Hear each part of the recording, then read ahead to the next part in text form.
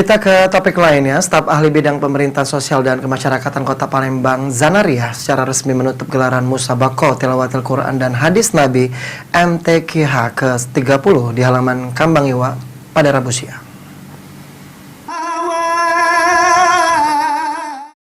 Staf ahli bidang pemerintahan sosial dan kemasyarakatan Kota Palembang, Zanariah, secara resmi menutup gelaran Musabaqah Tilawatil Quran dan Hadis Nabi MTQH ke-30 di halaman Kambang Iwa pada Rabu siang.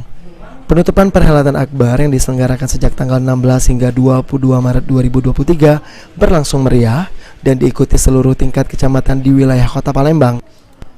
Adapun kecamatan yang meraih juara umum yakni Kecamatan Seberang Ulu 2. Untuk juara kedua diraih Kecamatan Kemuning, sedangkan juara ketiga Kecamatan Sako.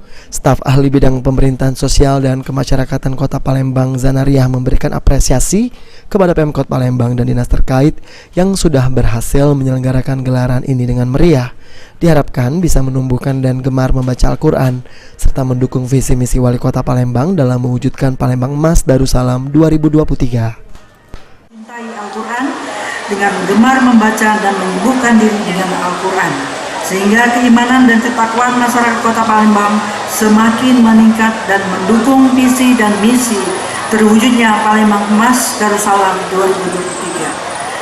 Kepada para qori-qoriah, hafiz-hafizah, musafirah, kotot yang meraih peringkat juara dalam Musabaqah Tilawatil Quran dan hadis ini, saya ucapkan selamat dan semoga prestasi ini bisa dipertahankan di masa mendatang.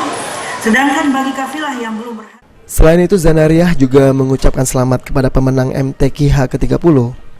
Dan gelaran Musabaqah Tilawatil Quran dan Hadis Nabi MTQH merupakan agenda kegiatan rutin setiap tahunnya. Abidin Riwanto, PAL TV.